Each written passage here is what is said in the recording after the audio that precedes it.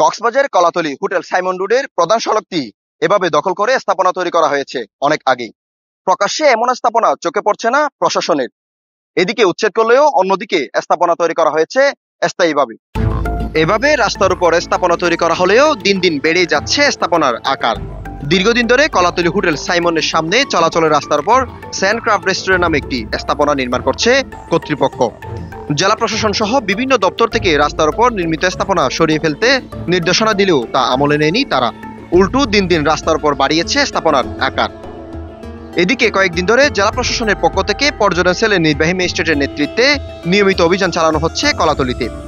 অভিযানে পর্যটক চলাচলের রাস্তার উপর বসানো স্থায়ী ও অস্থায়ী স্থাপনা উচ্ছেদ করা হয়। একই সাথে হোটেল সাইমনের সামনে রাস্তার উপর অবৈধ পার্কিংয়েও অভিযানের ধাক্কা দেন জেলা প্রশাসন। কিন্তু রহস্যজনক কারণে পুরো রাস্তার উপর স্যান্ডক্রাফট রেস্টুরেন্টটি দাঁড়িয়ে আছে। রাস্তা দখল করে রেস্টুরেন্ট তৈরি করার পাশাপাশি চলাচলের জায়গায় দোলনাও তৈরি করা হয়েছে বেশ কয়েকটি। রাস্তার উপর স্থাপনার বিষয়ে কাগজপত্র যাচাই বাছাই করে ব্যবস্থা নেওয়ার কথা জানান কক্সবাজার জেলা প্রশাসনের পর্যটন সেলের নির্বাহী ম্যাজিস্ট্রেট আজিম খান। এটা হচ্ছে যে আমারও যাচাই বাছাই করতে হবে তাদের। এটা আমি তোদেরকে বলছিলাম তাদের কাগজপাতিগুলো আমাকে দিতে।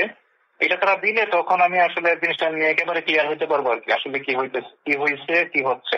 এটা হচ্ছে যে আমারও যাচাই বাছাই করতে হবে তাদের। এটা আমি তোদেরকে বলছিলাম তাদের কাগজপাতিগুলো আমাকে দিতে। এটা তারা দিলে তখন আমি আসলে জিনিসটা নিয়ে একেবারে ক্লিয়ার হতে পারবো আর কি, আসলে কি হয়েছে কি হচ্ছে। তখন তো ভিডিও অনুযায়ী যা হয়, নিয়ম অনুযায়ী যা হওয়ার কথা সেটাই হবে।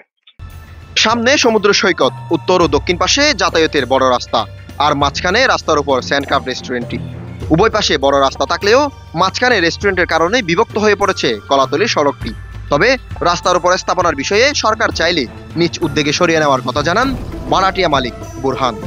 আজকে যেটা আপনি রুট বলতেছেন তখন ওই রুটটা ছিল না, তো সাইমনের রুটটাও ছিল না। তো এটা তখন ওদের তো মূলত আমি তো পাড়া নিচ্ছি, হ্যাঁ। তো এইটা 8 বছর আগে স্থাপনা রেস্টুরেন্ট ওখানে ওই সেন্টারের জায়গাটা, এই জায়গাটা আছে, হ্যাঁ, ওই জায়গাটা হচ্ছে ব্যক্তি মালিকানা জায়গা, মানে বিআরবি গ্রুপের ডিলাররা আর কি, শাহজাহান মুনির এন্ড খোকন সাহেব, ওনারা হচ্ছে জায়গার মালিক, মূল মালিক। তো ওনারা মালিক, ওনাদের জায়গার মাথা গিলাই ওনারা রেস্টুরেন্ট করছে।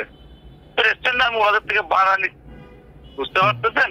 তো তখন রুট ছিল না, তখন আপনিও কথার কথা মনে করেন রুট ছিল না, হাইওয়ে ছিল না, কিংবা অমুক ছিল না, কেউ ছিল না। তো তখন ওখানে মূলত বকাটেরা চিন্তাই করতো, কিন্তু বকাটের ছেলেগুলো ওই জায়গায় করতো আর কি, হ্যাঁ। যার কারণ ওনারা রেস্টুরেন্ট স্থাপনা করছিল, ওখানে আড্ডা দিত, চা কফি খাইতো, মানে টুরিস্টরা যাতে একটু কি পায়, যেহেতু ট্রান্সফার ছিল চলাচল একদম লাভ মাথায়। তো সে সুবিধার্থে করছিল, পর্যটক সুবিধার্থে।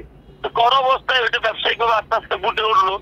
একদিন এসে আমি মাঝখানে এসে ভাড়া নিলাম, কিন্তু রোড সেন হাইওয়ে যদি রোডের জায়গা হয় এটা রোড নিয়ে নিবে, রোড সরকার নিয়ে নিবে, আমরা রেস্টুরেন্ট ছেড়ে দেবো, রেস্টুরেন্ট ভেঙে ফেলবো, কোনো সমস্যা নেই, কোনো আপত্তি নেই। রেজাউল করিম রাজা, ভয়েস অল 24, কক্সবাজার।